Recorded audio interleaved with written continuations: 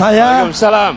atas nama Sape mewakili seluruh lapisan masyarakat khususnya Sulawesi Selatan, masyarakat nelayan yang selama ini di mana kami susah mendapatkan bahan bakar, Pak, di mana kami sulit mendapatkan, Pak.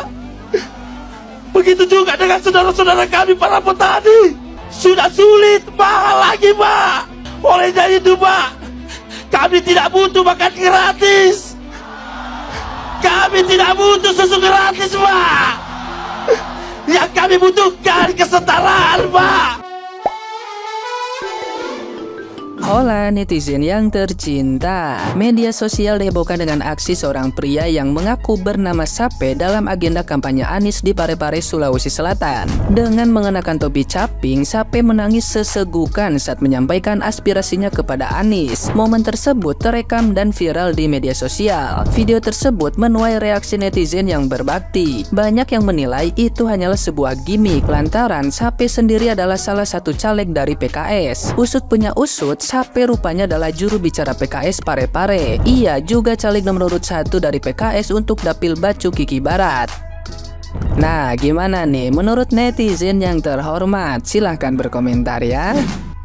Ini kampanye akbar Bang Anies kayaknya ini di Parepare ya, Sulawesi Selatan. Jadi acting si bapak tadi itu banyak membuat orang hampir berurai air mata, sedih ya gitu ya. Teriakan seorang rakyat jelata. Ya, tapi usut punya usut, ternyata si bapak tadi adalah namanya Pak Sape. Dia adalah caleg DPRD dari PKS nomor urut 1. Anda udah tahu lah kalau nomor urut 1 itu artinya secara keuangan, secara materi berarti mencukupi. Dan saya baca ada yang komen itu memang dia punya restoran di pinggir pantai begitu. Ya orang berada. Ya pantas ya tadi nggak butuh makan gratis di restorannya. Kalau makan gratis nanti kan orang jadi nggak bayar di restorannya. Kalau susu gratis ya mungkin dia dapat sendiri susu gratisnya. Jadi si Pak Sapi ini butuhnya sebenarnya kursi gratis biar bisa duduk di DPRD.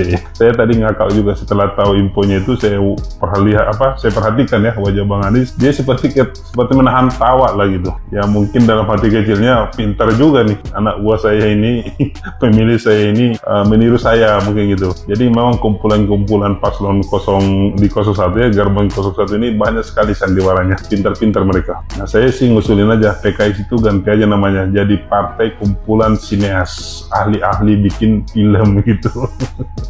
Ya sekarang kan sudah zaman medsos, begitu mudahnya kita mencari tahu siapa orang. Jadi ketika Pak Sape bersandiwara begitu dengan sangat mengharu biru, ya orang kan penasaran, tinggal cari tahu siapa nih, ketemu, oh Pak Sape.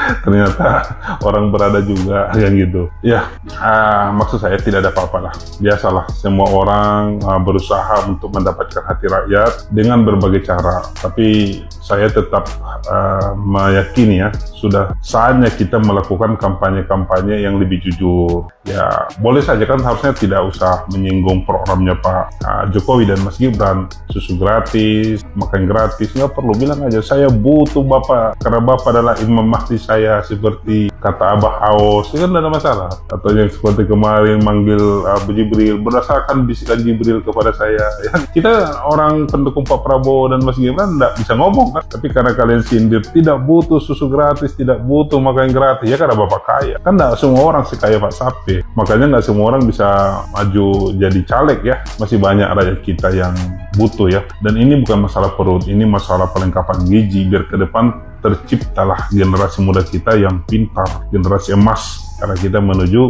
Indonesia Emas 2045. Jadi kira-kira sekali lagi itu saja pesan saya kepada khususnya gerbong 01, ya silakanlah. Tapi kalaupun kalian mau kampanye yang aneh-aneh, nggak usahlah sambil menyindir paslon kami. Kalau nggak, saya pasti diamkan. Pasti saya cuma tertawa ya. Silakan aja kan gitu. Saya nggak butuh makan gratis, diam aja. Silakan aja juga puji-puji, silakan aja bersandiwara, silakan aja berbohong, tapi jangan sambil menyerang tim paslon yang lain. Terus ini yang terakhir terakhir nih, selagi saya ingat, di kampanye itu kan lumayan ramai. Ada pertanyaan kawan saya, kalau Anies tidak menang berarti kami dicurangi. Saya tanya alasannya apa? Dia bilang karena di kampanye Bang Anies itu sangat ramai orang, membeludak orang. Saya cuma jelaskan begini, DPT kita ya, daftar pemilih tetap kita untuk pemilu dan Pilpres 2024 ini ya, yang akan berlangsung minggu depan ini, itu ada 200 juta lebih ya yang akan mencoblos. Kalau kita anggap seperti Pilpres 2019 ada 18% dia yang katakanlah golput, berarti masih ada sekitar 160 jutaan yang akan memilih. Nah, kita berdasarkan survei-survei kan suara Bang Anies ini ada 20% lah kita bilang ya. Kalau 20% itu masih ada 33 juta. 33 juta orang itu banyak. Ya kalau dibagi-bagi daerah mungkin seperti yang kampanye tadi ada 100-200 ribu orang, ada bahkan mungkin di suatu tempat yang sampai 1 juta orang, namanya 33 juta loh. Kalau di setiap provinsi ada 1 juta pemilih Anies, berarti kan rame memang yang datang. Tapi bukan berarti Bang Anies yang menang. Karena dia rame, lebih rame lagi di kampanye 02, kampanye Pak Prabowo dan Mas Gibran. Jadi jangan alasan nanti di setiap kampanye kami lihat kami rame, berarti kalau kami kalah kami dicurangi. Ya, lihat dulu dong di kampanye Pak Prabowo dan Mas Gibran, jauh lebih rame. Dan kampanye Pak Prabowo Mas Gibran jauh lebih merata. Mulai dari Aceh sampai ke Papua, hampir semua merata, selalu ramai. Nah sekarang saya tanya, apakah kampanye Gerbong 01 ini rame di NTT, rame di Bali, rame di Papua, rame di Sulawesi Utara? Kan enggak. Di daerah-daerah yang minoritas muslim, ya suaranya sedikit. Tapi kalau Pak Prabowo di daerah mayoritas muslim, di daerah minoritas muslim, semua rame. Karena Pak Prabowo dan Mas Gibran didukung segenap bangsa, segenap rakyat, tidak membedakan suku, agama, dan ras. Kita bersatu. Itulah makanya paslon 02 ini dianggap paslon pemersatu. Semua yang Islam religius, yang Islam nasionalis, yang non-muslim, semua bersatu mendukung. Sementara di timbang Anies itu biasanya yang sosok religius lah kalau menurut saya. Ya mohon maaf ya kalau kalian tersinggung, karena saya sudah bolak-balik dikafirkan kalian hanya gara-gara tidak memilih Anies yang gitu. Makanya saya anggap kalian sok religius yang gitu. Jadi sekali lagi, kalau nanti dimenangkan oleh Pak Prabowo dan Mas Gibran di satu putaran, tolong jangan teriak-teriak curang. Ya sudah sewajarnya, karena lihat saja berdasarkan berbagai hasil lembaga survei. Dan jangan mau diajak untuk membuat rusuh. Jangan sampai diajak mau diprovokasi, nanti bikin kerusuhan, bikin keramaian. Terakhir Anda berhadapan-hadapan dengan aparat keamanan kita, jatuh korban, yang pasti rugi kalian. Ya, kalau alasannya tadi rame, lihat saja. Coba perhatikan juga kampanye-kampanye paslon lain, apalagi 02, jauh lebih ramai dan merata di seluruh Indonesia. Itu saja logikanya sudah wajar kalau paslon 02, Pak Prabowo dan Mas Gibran menang satu putaran. Ya, sekian. Terima kasih. Assalamualaikum warahmatullahi wabarakatuh.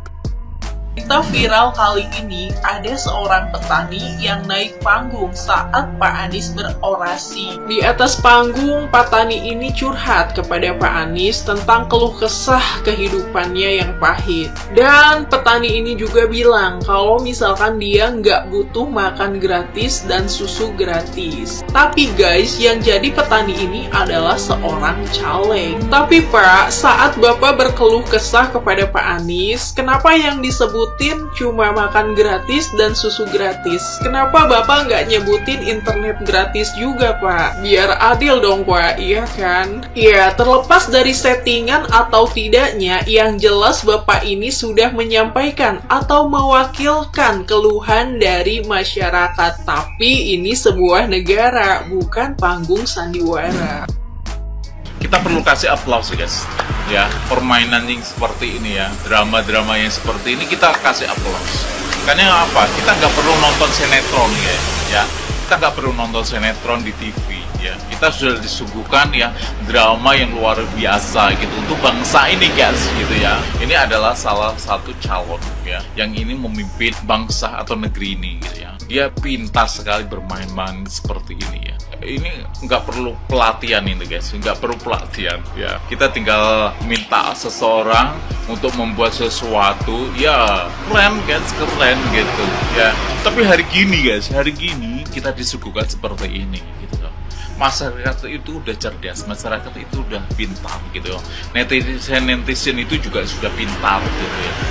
Mau dikelabui seperti apa ya, mau dibuat drama seperti apa itu gak ngaruh. Yang penting kinerja ya, kerja nyatanya gitu, visi misinya itu jelas untuk masyarakat, apalagi masyarakat yang di bawah, menengah ke bawah gitu. Itu perlu bukti nyata yang real. Masyarakat itu nggak butuh drama-drama seperti ini, apalagi seperti aku ini, orang-orang yang jualan seperti ini butuh yang namanya gimana caranya dapat modal, gimana caranya orang berdagang itu seperti apa, terus ada pelatihan seperti apa gitu, dan mengurangi pengangguran itu seperti apa, ada pelatihan seperti apa, itu konsepnya harus seperti itu yang jelas di masyarakat. Itu yang dibutuhkan masyarakat gitu. Apalagi sekarang mungkin pengangguran juga banyak ya, orang cari kerja juga susah gitu ya, apalagi ya ketimpangan soal sosial ya, itu di masyarakat itu masih banyak. Itu yang harus dituntaskan, program-program jelas buat masyarakat, nggak seperti ini konsepnya. Nanti kalau jadi gimana ya, banyak drama untuk masyarakat gitu, banyak drama untuk rakyatnya gitu ya. Gimana rakyatnya butuh tapi penuh janji-janji, penuh drama-drama seperti ini dibuat gitu. Ini sudah nggak zamannya lagi gitu loh ya. Tujuan yang jelas buat masyarakat itu seperti apa gitu ya. Nggak habis pikir ya. Aku jujur aja guys ya, malu ya melihat konsep-konsep seperti ini, melihat penampilan seperti ini yang disuguhkan gitu loh guys ya, yang disuguhkan itu. Aku sebagai masyarakat yang kecil itu melihat seperti itu tuh malu gitu guys ya, yang dipertontonkan ke masyarakat gitu ya. Ini sesuatu, nah itu ya, kemarin bilang di paslon 2 itu receh ya, seperti ini remehin ya, ini seperti ini justru yang receh gini loh. Yo, pening gue guys, pening.